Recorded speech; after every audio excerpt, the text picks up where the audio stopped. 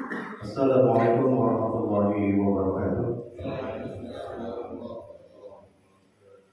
Alhamdulillah, alhamdulillahilladzi ba'atha Muhammad sallallahu alaihi wasallam bi sabilati syar'i al-sidin asyhadu an la ilaha illallah al-malikul haqqul mubin wa asyhadu anna Muhammadan abduhu wa rasuluhu al-mab'uutsu lil alamin wa ba'd.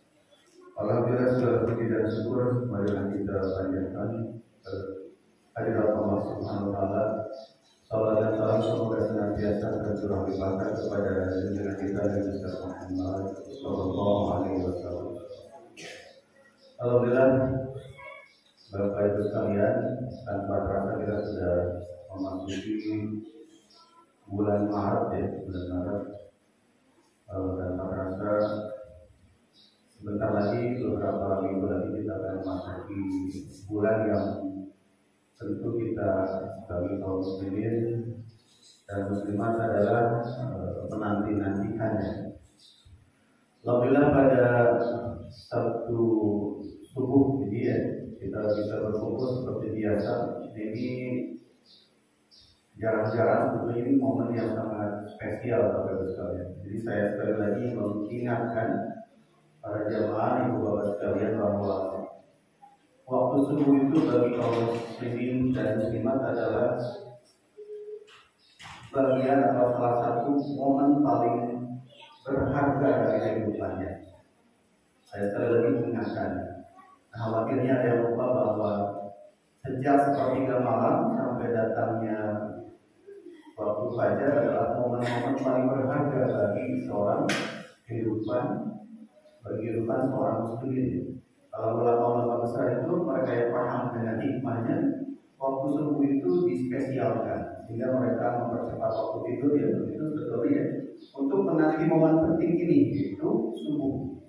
Kalau kita suka lupa, oleh karena itu perlu sekali lagi saya ingatkan, mari kita manfaatkan spesial sebelum subuh sampai dengan waktunya pagi itu momen penuh berkah semua.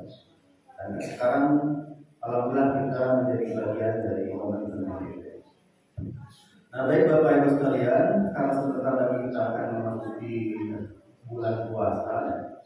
Nah, sekarang saya mengajak diri saya dan semuanya untuk kembali menelaah ya, atau memperhatikan hal-hal yang penting yang harus kita kuasai, yang harus kita kuasai menjelang bulan yang sangat spesial. Di sini judulnya, kalau kata orang akademik ini menghaluskan bahasa atau mengindahkan bahasa. Jadi dalamnya mungkin tidak sekedar judulnya, puasa dan standar bahagia, karena tergantung orang yang membahasnya. Tapi saya coba akan menyampaikan dengan sekemampuan saya. Jadi sejauh ini standar bahagia kita itu apa? Kita pakai bahan-bahan. Sebetulnya yang kita cari bahagia itu apa? Bapak Ibu sekalian bisa cari di YouTube mencari kebahagiaan atau the pursuit of happiness. Itu ada puluhan video yang menceritakan dan ujung-ujungnya adalah sama nanti saya sampaikan. Jadi ujung-ujungnya sama. Sekarang coba kita perhatikan video berikut ini ya.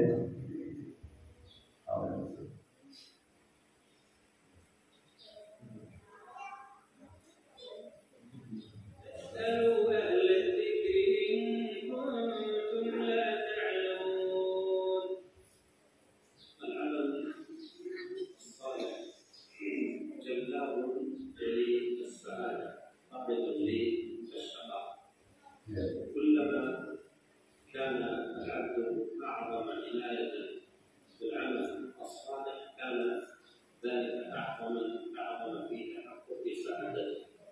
يقول الله سبحانه وتعالى: من عمل صالحا من ذكر أو أنثى وهو مؤمن فلنحيينه حياة طيبة ولنجزينهم أجرا بأحسن ما كانوا يعملون.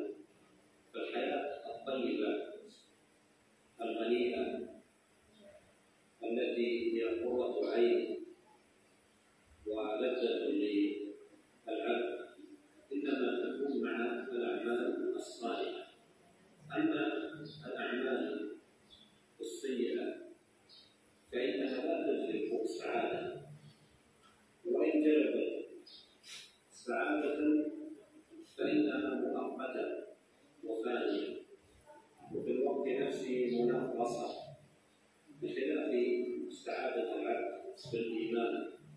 والعمل الصالح فإنها دائمة مستمرة.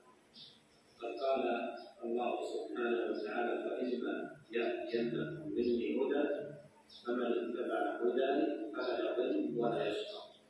ونفي الشقاء في ظهور ضده وهو السعادة. Bapak Ibu bisa disimpulkan langsung sebelum masuk ke dalam pengetahuan ya. Jadi standar untuk mendapatkan kebahagiaan ya bagi seorang muslim itu simpel. Ya, itu dengan beramal saleh dan mengikuti petunjuk yaitu Al-Quran dan Sunnah. Dengan standar itu sebetulnya maka kebahagiaan muslim itu akan tercapai. Cuma lagi-lagi dalam perjalanan hidup ya, kita itu sering terganggu dengan konsep-konsep kebahagiaan lain, konsep-konsep kebahagiaan yang samar, yang ternyata ujung-ujungnya itu membawa penderitaan bukan kebahagiaan. Nah sekarang coba kita analisa diri kita sendiri, apa hal yang paling membuat kita bahagia? Harta, ya kan? Apa yang kita lakukan sekarang itu rata-rata kebanyakan adalah untuk mengumpulkan diri kan, rata-rata dari mulai bangun subuh, dari mulai bangun gelap, ya, berangkat gelap, pulang gelap, kan kadang-kadang di antara kita tujuannya adalah mengumpulkan diri. Ada juga ibu-ibu atau bapak-bapak sekarang yang justru berjuang ingin mendapatkan wajah yang rupawan. Coba Bapak Ibu cek Tokopedia atau Shopee. Saya pernah punya teman tadi ya, yang bisnis di bidang di bidang delivery, pengiriman paket barang. Ternyata katanya paket yang paling sering dikirimkan oleh tokonya atau oleh perusahaannya adalah paket-paket yang berkaitan dengan kosmetik, kecantikan dan lain sebagainya. Harga MS Glow sekarang berapa, Pak Haji? Udah hampir 200.000 kalau kita lihat ya. Bahwa itu kan demi kecantikan dan kerupawan ya, kita bela hal seperti itu. Jadi orang banyak karena ada yang menganggap bahwa wajah yang cantik, suami yang cantik, suami yang tampan atau istri yang cantik itu bisa mendatangkan kebahagiaan. Pangkat atau jabatan, jadi di kantor saya pernah dengar sebuah cerita, katanya konon di sebuah kementerian itu, di sebuah kementerian katanya, untuk mendapatkan jabatan apa itu eselon 1, 2 sampai 3, katanya sih hadiah saling kirim santet, saling kirim santet. Tahu lebih lagi. Waktu saya ke Surabaya, saya bertemu dengan seorang supir yang dulunya dia adalah mantan pejabat. Supir ini beliau pernah diwawancarai oleh Deddy Corbuzier karena dia adalah seorang pejabat eselon 1 yang resign kemudian milih menjadi supertaksi. Cuma saya cek itu nggak ada karena katanya dia zaman acara hitam video itu di periode awal-awal. Itu saya jalan ke Surabaya waktu itu tahun 2015-an. Jadi beliau cerita salah satu yang menyebabkan dia resign dari jabatannya sebagai pejabat di sebuah pemerintahan adalah katanya kesehatannya sering terganggu. Setelah dia cek, ya, ternyata betul ada saling kirim magic, bahkan dia sampai berobat ke situ Bondo. Dia cerita banyak. Bahkan tujuan beliau untuk kenapa dia mau jadi supertaksi dari seorang pejabat, biar beliau selalu sehat, ketemu orang setiap hari dan bisa ngobrol. Jadi terapi sehat itu setiap hari adalah bisa berkomunikasi dengan dengan orang, bisa bicara dengan orang. Oleh karena itu kalau kita punya orang orang tua sudah sepuh, itu bagi mereka berbicara itu dengan kawan itu adalah salah satu untuk meningkatkan kesehatan. Jadi biar ada yang percaya dengan prinsip seperti itu. Jadi pangkat dan jabatan saja itu ya bisa menyebabkan orang sampai melakukan berbagai cara agar dia bisa meraih. Ya. Karena sangkaannya pangkat jabatan atau gelar itu bisa mendatangkan kebahagiaan. Nah ternyata uang tak dapat membeli semuanya. Uang tidak dapat membeli kedamaian, tidak dapat membeli ketenangan. Kesehatan Kan ada orang yang sudah mengeluarkan hartanya sebesar manapun, uang sebesar apapun, tetapi dia tidak dapat memperoleh kesehatan. Nah, ini ada sebuah dialog yang menarik antara Ustadz yang lagi viral ya, Ustadz Dennis Lim yang wajahnya Chinese banget dengan Denny Sumargo. Jadi karena ini sudah diceritakan beliau sendiri, jadi bukan sebuah keburukan. Jadi beliau ini kan dulu sebelum menjadi seorang Ustadz Dennis ini pernah terlibat dalam kasus, bukan kasus ya, dalam dunia perjudian. Dalam dunia perjudian itu sehari maklar hanya ada 2 orang yang menang judi. Ini buat amit-amit alhamdulillah. Bila ada saudara kita yang jauh yang suka terlibat dengan judi, katanya menurut Ustaz Deris begini, yang menang judi itu cuma 2 bapak ibu. Satu yang dibiarkan menang sama bandarnya, yang kedua adalah yang menang itu bandarnya sendiri. Jadi yang beneran beruntung nggak ada. Jadi yang dibiarkan menang sama bandarnya, sama yang bandarnya sendiri itu penjudi yang menang. Sisanya sih, karena dari semua sistem itu diatur agar bandar itu tidak rugi. Nah, jadi tapi tetap aja orang itu kalau sudah menang sekali pengen yang baru. Padahal dilacak menangnya sekali ruginya puluhan. Nah, beliau ini kata beliau itu sering bertemu dengan para bandar, dengan mereka yang duitnya banyak banget. Tetapi ketika ngobrol sama mereka, keluhan-keluhannya itu selalu sama. Jadi mereka itu selalu resah dan gelisah. Walaupun tiap hari ada yang ngirim duit transfer di atas 100.000. Gitu ya. Bahkan ada kata-kata yang menarik katanya. Jadi walaupun mereka bergeliman dalam dunia kotor seperti itu, harapan mereka sama. Jadi tetap pengen punya keturunan yang baik. Jadi nggak mungkin katanya saya menikahi wanita-wanita penari yang berpakaian seperti saya, juga nggak mau. Padahal keseharian di situ. Nah itu ya, coba diperhatikan diskusi podcast dengan Denny Sumargo pada Denny ini, kita bisa mengambil banyak hal. Saya ceritakan nanti guys. Yang pertama itu jelas bahwa uang tidak dapat membeli apapun, termasuk ketenangan dan kedamaian. Selanjutnya, pasangan rupawan bisa bawa bahagia. Tergantung juga ya. Banyak kita juga sering kaget sendiri. Ini pasangan ini cantik dan tampan, tetapi rumah tangga mereka hanya seumur jagung. Jadi bukan standar bahagia juga. Selanjutnya, pangkat jabatan atau gelar dapat bawa bahagia belum tentu. Ada yang tahu siapa ini?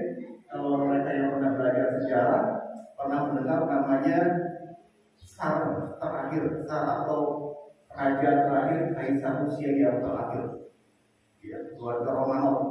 Jadi ini adalah raja terakhir yang tersisa di Rusia. Kehidupannya bagaimana? Karena ada masalah cabut ekonomi dan politik, keluarga besar raja ini dari mulai raja, 4 orang anak putrinya, perempuannya itu dibantai habis-habisannya. Jadi mereka ditembak dalam sebuah ruangan, kemudian dari kepulan asap itu kan ada yang baru bangkit langsung diserang lagi oleh bayonet dan dia turun dari situ. Jadi tubuh mereka itu ditaburi cairan kimia, kemudian dibakar dan tulang-tulangnya nyaris habis. Kemudian mereka dimakamkan di sebuah tempat ya. Dan pada tahun 91 baru dibuka lagi kasusnya siapa yang membunuhnya. Jadi tidak ada jaminan bahwa jadi seorang raja itu akan menjadi hidup dalam keadaan aman, sukses, tenang. Ternyata bisa juga seperti itu. Nah, itu Bapak Ibu sekalian. Jadi uang atau harta, wajah rupawan, pangkat jabatan itu tidak akan selalu menjamin kita berada dalam kehidupan bahagia. Ya. Nah, selanjutnya bagaimana bahagia ini? Kita bicara ilmu umum dulu ya. Bahagia menurut psikologi itu apa? Nah, menurut seorang ahli psikologi Seligman tahun 2005 menjelaskan bahwa kebahagiaan merupakan konsep yang mengacu pada emosi positif yang dirasakan individu serta aktivitas-aktivitas positif yang disukai oleh individu. Jadi kalau kita punya emosi positif dan sehari-hari kita bersikap secara positif, maka sebetulnya kita sudah masuk ke arah kebahagiaan. Nah, selanjutnya beliau mengatakan bahwa emosi positif itu menjadi 3. Nah, kita perhatikan, kita pakai ilmu psikologi Jadi ada 3 emosi kita yang berkaitan dengan masa lalu, ya, masa depan dan masa sekarang. Kita perhatikan ya. Emosi positif terkait dengan masa depan mencakup optimis, harapan, keyakinan, dan kepercayaan. Jadi kalau kita semua masih punya harapan, masih punya keyakinan dan kepercayaan, kita masuk dalam standar bahagia, betul ya? Kalau kehidupan kita memandang, oh saya kalau ke depan itu karir saya seperti ini, anak saya akan seperti ini, berarti kita diliputi kebahagiaan karena sedang berada dalam posisi optimis. Kalau kita melihat ke depan pesimis, nah berarti bahaya, alarm. Dan itu juga hal yang harus kita pastikan kepada anak keturunan kita bahwa mereka selalu optimis dengan kehidupan. Emosi positif terkait masa lalu mencakup kepuasan, pemenuhan, kebanggaan, dan ketenangan. Ketika kita berkaca ke masa lampau, kita juga merasa puas atau merasa senang. Nah, kecuali kalau kita itu misalnya menyesali kebiasaan-kebiasaan buruk kita di masa lalu. Nah, itu beda lagi ya. Justru kita bersyukur, berarti dulu saya berbuat kesalahan dan sekarang waktunya memperbaiki kesalahan. Nah, sedangkan emosi positif berkaitan dengan masa kini adalah kesenangan. Nah, kita perhatikan 3 emosi kita dalam memperhatikan masa depan, masa lalu, dan masa sekarang. Nah, yang paling bahaya itu adalah ketika kita tidak ada harapan di masa depan. Tapi saya yakin semua kaum muslimin itu pasti punya harapan. Karena kan dengan jelas bahwa dalam agama kita dikatakan bahwa siapa yang beriman kepada Allah, maka harapannya adalah ujung-ujungnya adalah ridho Allah atau surga. Jadi harapan kita selalu surga.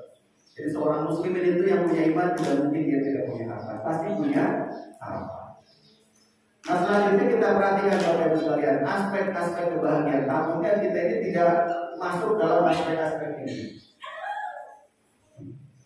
Pertama, aspek kebahagiaan yang pertama itu adalah terjalinnya hubungan positif dengan orang lain. Nah, mari kita cek Bapak Ibu sekalian.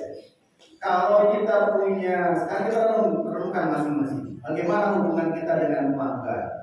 Bagaimana hubungan kita dengan tetangga? Bagaimana hubungan kita dengan atasan? Bagaimana hubungan kita dengan sesama jemaah masjid? Positif atau negatif? Bila kita ada hubungan satu aja yang negatif, cepat-cepat perbaiki, karena kita tidak akan masuk dalam kategori kebahagiaan hubungan. Ya. Kan ini mirip-mirip dengan konsep agama kita kan, bagaimana kita harus baik kepada tetangga dan lain sebagainya. Kemudian keterlibatan fisik dan batin dalam sebuah aktivitas. Jadi ketika kita menjalani sebuah aktivitas, fisik kita connected, batin juga connected. Kan ada orang yang beraktivitas pada satu hal, fisiknya connected, pikiran kemana-mana. Nah itu tidak masuk juga dalam kategori bahagia. Selanjutnya penemuan makna dalam keseharian. Nah, ya, kita harus betul-betul bisa memberikan makna pada seluruh kehidupan kita. Bapak Ibu sekalian, tanpa kita sadari dari mulai kita bangun sampai kita tidur lagi, kita itu sedang memberikan makna pada seluruh tahapan kehidupan kita. Gitu kan? Pak Ustadz Gandhi, kenapa harus bangun subuh dari pagi-pagi? Ya, salawatan dan lain sebagainya. Karena beliau memberikan makna pada kehidupannya. Saya harus bangun subuh karena saya punya peran penting di masjid. Itu kan makna pada hidup kan? Betul kan? Ibu-ibu, kenapa harus pagi-pagi bawa mangkok? Ibu-ibu, setengah 6 atau setengah 7 bawa mangkok keluar dari gerbang, belum sempat mandi, belum apa-apa, dia bawa mangkok dan lain sebagainya. Memberikan makna hidup, saya harus memberikan sarapan kepada anak-anak saya yang akan berangkat sekolah. Karena fungsi saya adalah menjaga mereka, mendidik mereka, dan mengasuh mereka. Betul kan? Memberikan makna pada hidup. Ya. Pak Sutaya misalnya setelah habis beraktivitas, kemudian bercocok tanam dan lain sebagainya, karena merasakan beliau dengan seharian itu merasa senang, happy, connected ya, dengan alam, dengan bercocok tanam dan lain sebagainya. Kita sedang memberikan makna pada seluruh kehidupan kita, gitu kan? Berikan makna pada seluruh. Saya pernah membaca sebuah buku, Bapak Ibu, judulnya adalah spirituality atau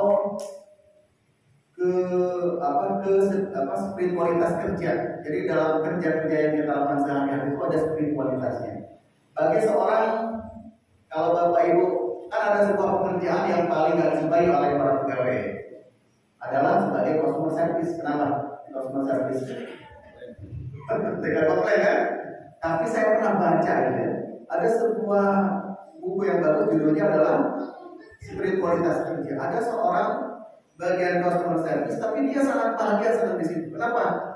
Jadi ketika ada telepon berbunyi, gitu ya, dia mendengar keluhan seseorang, kemudian mencoba memperbaiki keluhan itu, menampung keluhan itu, kemudian dia mencoba memperbaiki sesuatu.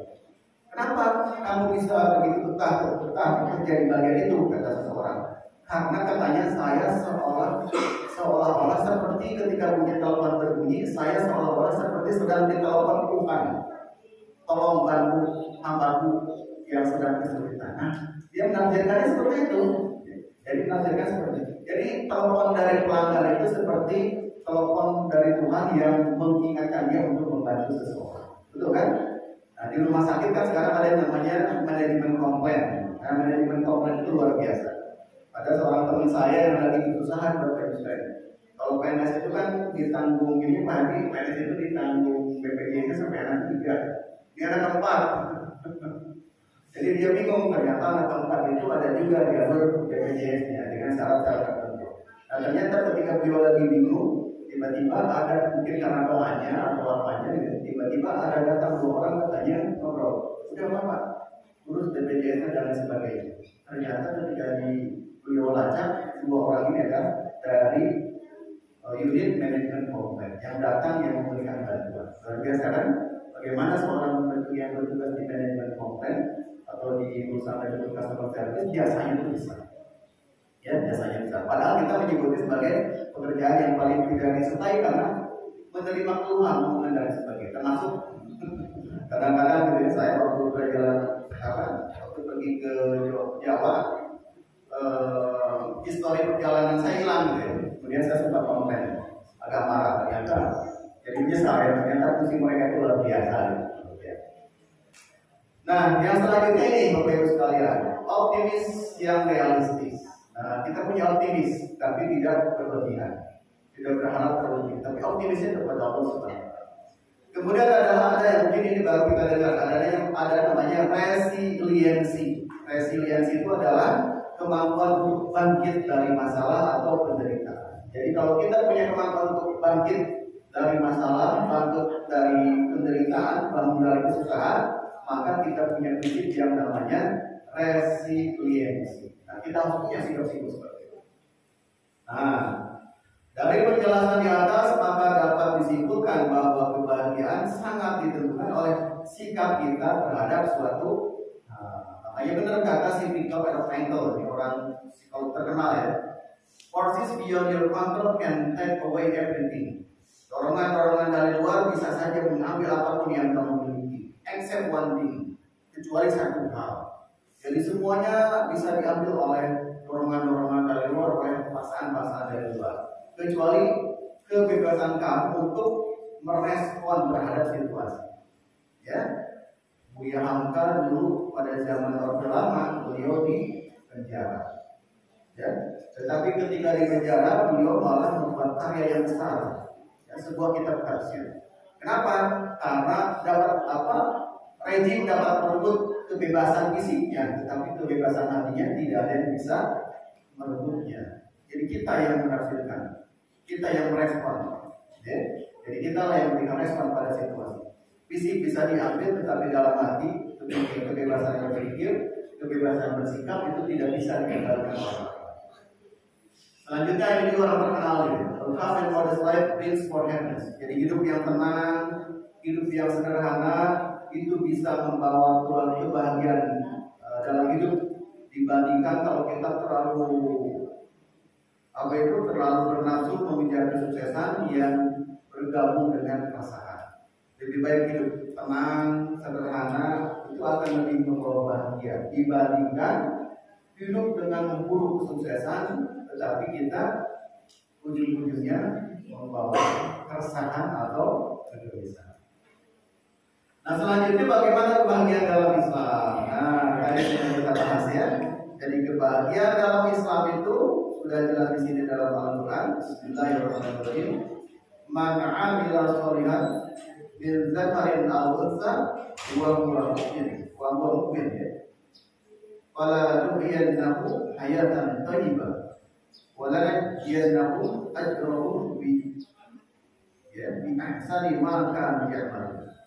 Barang siapa yang mengerjakan amal saleh, baik laki-laki maupun perempuan dalam keadaan beriman, maka sesungguhnya akan kami berikan kepada kehidupan yang baik, dan sesungguhnya akan kami berikan balasan kepada mereka dengan pahala yang lebih baik dari apa yang telah mereka kerjakan.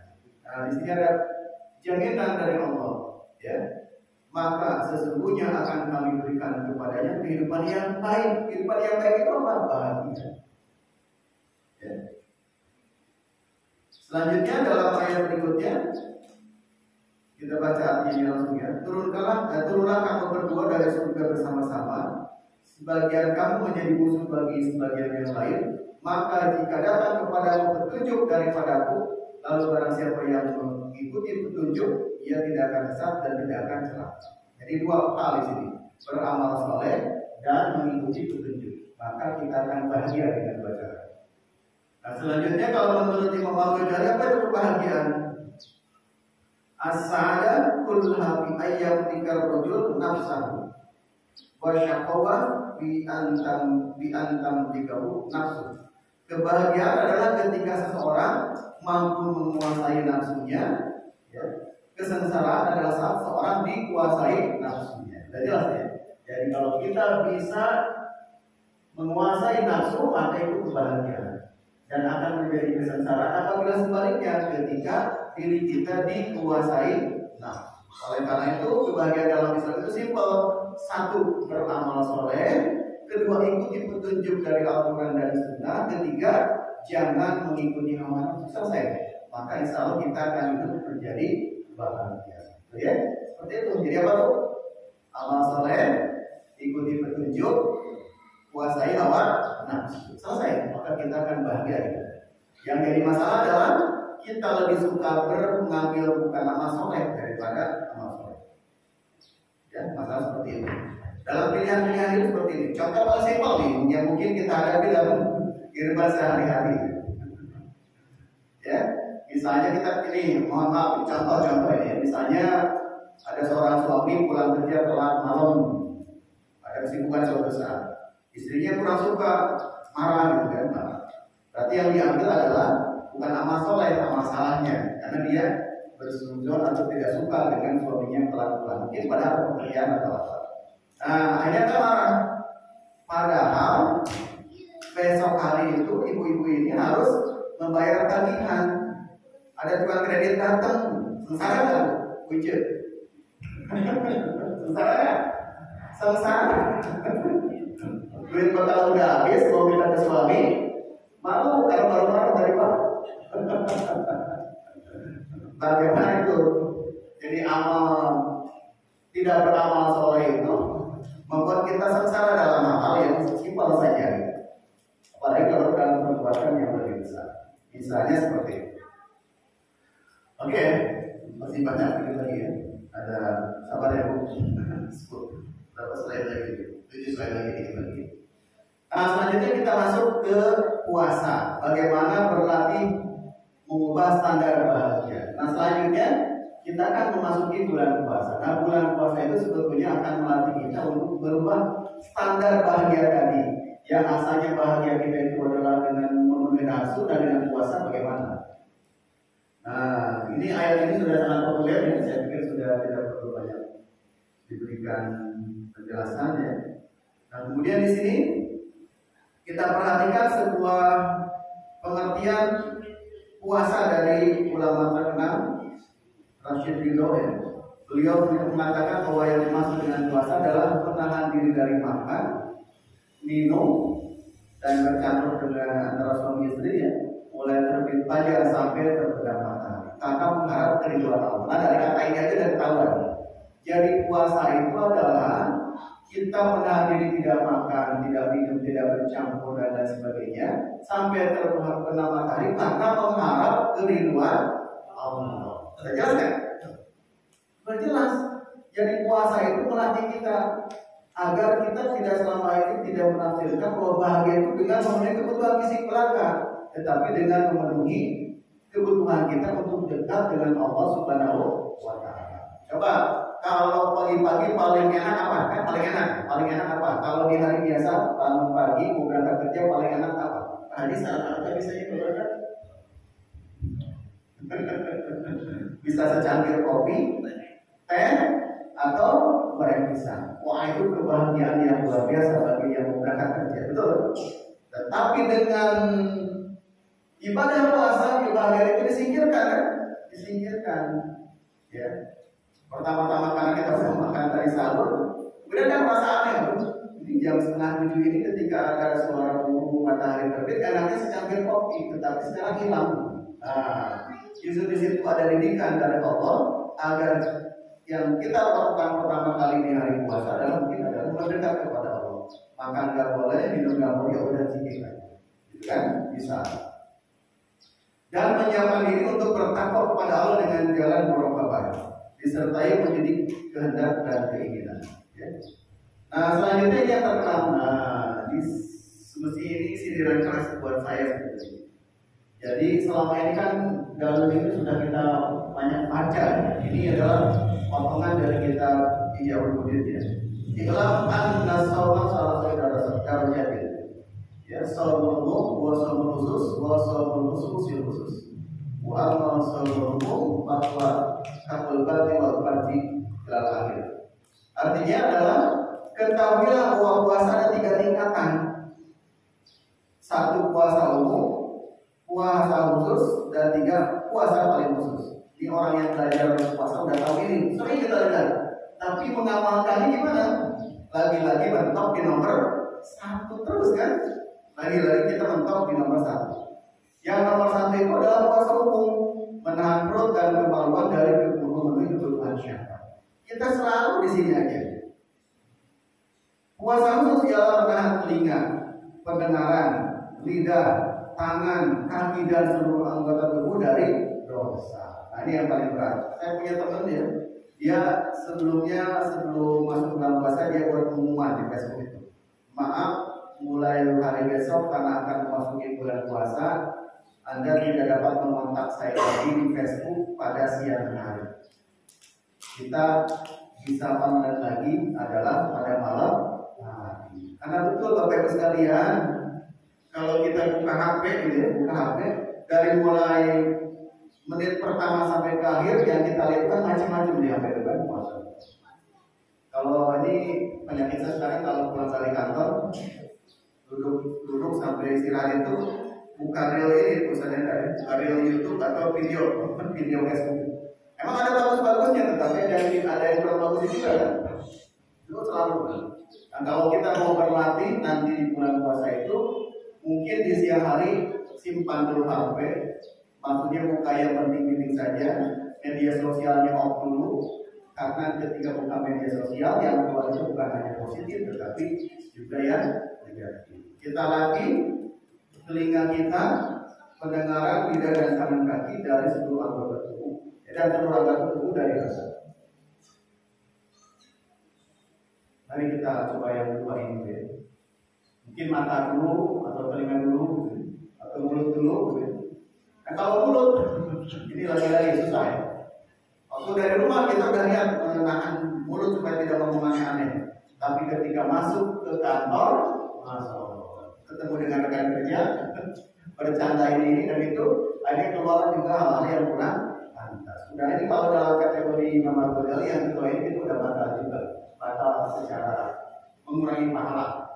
Dan yang ketiga adalah puasa khusus adalah menahan hati agar tidak mendekati kehinaan, memikirkan dunia dan memikirkan selain Allah. Untuk puasa yang ketiga ini coba bayangkan ini. Disebut batal bila terlintas dalam hati pikiran selain Allah dan hari akhir. Jadi untuk puasa yang ketiga ini berantakan hati dan pikiran harus selalu dekat dengan Allah. Apabila terbersit hak dalam hati kita selain Allah, maka puasa kategori kita ini yang ketiga maka batal. Berapa kan? Padahal kalau misalnya otak kita berputar kemana-mana kan, bahkan dalam sholat, waduh, kira kita kan kemana-mana sejak Allah Akbar. Sejak Allah Akbar kunci yang hilang aja bisa jadi ingat ya. Yang katanya saya pernah ngobrol-ngobrol menurut teman psikologi itu ya. Kenapa sih ketika kita Allah Akbar kan katanya otak kita itu jernih, otak kita terang, jadi ingatan-ingatan nama itu otomatis muncul. Itu dalam logika psikologi kita. Jadi kenapa ketika Allah Akbar, karena kita berserah diri mendekat kepada Allah, maka secara tidak langsung psikologi kita tenang. Ketika tenang maka kembali lagi ingatan-ingatan yang lama. Ini katanya seperti itu. Oke, selanjutnya adalah ada dua standar kebahagiaan dari puasa. Bagi orang yang berpuasa, farhatun inda farhatani ya, lisoimi farhatani, farhatun inda fitri, wa farhatun inda limpahi robi. Bagi orang yang berpuasa akan merasakan dua kebahagiaan. Bahagia kita buka puasa sehari atau lebaran ya, dan kemudian ketika berjumpa dengan Allah. Nah, ini standar yang ditetapkan oleh puasa. Kenapa berbuka itu bisa menyebabkan kita bahagia? Karena kita menunda dihadirkan kenikmatan besar untuk mendapatkan kenikmatan yang lebih lanjut, yaitu kenikmatan berbuka dan kenikmatan ketika berjumpa dengan Allah Subhanahu wa Ta'ala. Nah, kalau kita dalami lagi, ternyata puasa itu bisa merubah standar kebahagiaan kita. Yang pertama, mengapa? Dari bahagia mengikuti hawa nafsu menjadi bahagia menaklukkan hawa nafsu. Ya. Dari senang memuaskan kebutuhan jasmani menjadi senang memenuhi kebutuhan rohani. Coba Bapak Ibu sekalian, kalau di salat tarawih jangan langsung pulang ke rumah. Duduk di masjid, ngobrol-ngobrol dengan kita di sini. Insya Allah kita akan lebih adem, bisa menghabiskan di pengakuan pahala sendiri ya. Kalau di rumah itu belum tentu Bapak Ibu dapat mengaji satu juz di rumah itu. Tapi kalau sudah duduk di masjid, habis sholat tarawih disediain Quran, itu nggak berasa kalau baca Quran bisa satu juz habis dalam satu kali duduk saja. Berarti kita kan coba kita hadir mencoba meningkatkan kedekatan kita. Jadi pulang tarawih jangan langsung pulang, kalau pulang ke rumah, habis sholat tarawih ngapain biasanya? Kamu tanya. Kalau habis sholat tarawih pulang ke rumah habis itu apa? Nonton TV, nambah kolak 2 gelas. Betul ya? Kalau habis sholat tarawih nambah gelas, nonton TV, main HP. Tapi kalau duduk di masjid, paling ngobrol sebentar, kata orang ngaji, kita balik ke toilet dulu, ambil Quran kan, nggak berasa. Satu juz, dua juz selesai makan, ada di sini di masjid. Itu coba ya, dicoba ya. Ibu-ibu, bapak sekalian, bapak-bapak juga nanti dicoba jangan langsung ke rumah habis tarawih. Kecuali ada pekerjaan, tapi kalau tidak ada kita standby di masjid. Insya Allah masjid itu ada 3 Quran yang per juz. Jadi tidak ada bagian sama di rumah aja alasannya karena juz pertama lagi dibaca Pak Hari. Kalau pergi ke rumah, saya tigain saya simpan di sini ada 3 mushaf 3 mushaf yang sifatnya per juz. Jadi ketika ada juz pertama dipakai orang, juz yang satu lagi masih ada. Ya, jadi coba ya kita praktekkan itu. Oke, dan selanjutnya dari senang mengutamakan selain Allah menjadi senang mengutamakan Allah. Nah itu puasa itu sebetulnya itu. Siang hari mau ngapain maka nggak boleh, udah pikir aja gitu. Ya. Oke. Nah selanjutnya ini juga ada tips penting dari akhir ya. Terakhir Bapak Ibu sekalian. Nah bahagia itu katanya kalau kita menjalani kehidupan yang berat, bagaimana caranya ikhlas saja. Jadi kalau kita ingin menjalani kehidupan yang bahagia, sementara beban hidup itu berat, ya udah ikhlas saja. Dan untuk latihan ikhlas itu ada 5 cara sebenarnya. Pertama, sembunyikan ibadah kita dari pandangan manusia. Kalau sholat berjamaah kan sudah tidak bisa kita hindari karena pada. Tapi ibadah-ibadah seperti sholat-sholat yang lain, zikir, baca Quran bisa kita sembunyikan dari pandangan manusia. Yang kedua, beribadah dengan konsisten, baik dilihat maupun tidak dilihat orang lain. Jadi orang yang ikhlas itu mau dilihat atau tidak dilihat orang lain, ibadahnya selalu sama, bahkan selalu meningkat.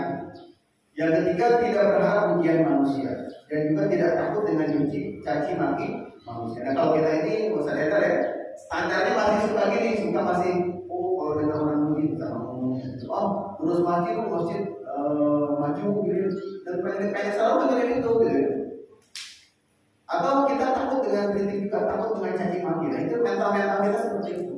Padahal mestinya kalau kita yakin dengan perbuatan benar, tidak usah dengarkan pujian, juga tidak usah takut dengan cacian. Kita yakin ini untuk masyarakat kita jalan. Cuma lagi-lagi kita susah pelatihan waktu itu. Keempat, tidak berharap penghargaan manusia, sebaiknya sering menghargai manusia. Nah, kadang-kadang kita hargai aku. Kita selalu menuntut seperti itu. Ya, latihan ya. Justru sebaiknya kita harus sering menghargai. Karena kalau kita sudah menghargai orang, maka otomatis juga kita pasti akan dihargai. Kelima, tidak berharap imbalan apapun dari manusia kecuali cukup dari Allah Subhanahu wa Ta'ala. Nah, kadang-kadang kita itu memberi suka ngitung-ngitung gitu kan, suka ngitung-ngitung mana nih orang-orang yang suka saya tolongin kalau dia lagi butuh pinjaman, ya sekarang saya lagi butuh. Nah, kita suka marah-marah itu. Padahal bagi orang ikhlas tidak berharap balasan manusia kecuali cukup dari Allah. Nah, dengan latihan ikhlas ini maka hidup kita akan jadi jauh lebih bahagia. Nah, saya simpulkan dikit Bapak-bapak supaya tidak lupa, supaya bisa memperoleh kesimpulan akhir. Jadi cara bahagia dalam Islam itu satu, beramal soleh, ikuti petunjuk, dan kuasai hawa nafsu. Dan ibadah puasa itu adalah yang ketiga ini, ya, melatih kita untuk bisa menguasai hawa nafsu, jangan dikuasai oleh nafsu. Jadi beramal soleh, ikuti petunjuk, latihan menguasai hawa nafsu, insya Allah maka kita akan menjadi hidup lebih bahagia. Demikian tadi, mohon maaf kepada sekalian, sudah pasti 6 ya. Apabila ada kekurangan, apabila ada salah-salah kata, karena kalau lagi ngomong kadang-kadang rednya suka blok. Demikian, bila itu hidayah. Assalamualaikum warahmatullahi wabarakatuh. Waalaikumsalam warahmatullahi wabarakatuh.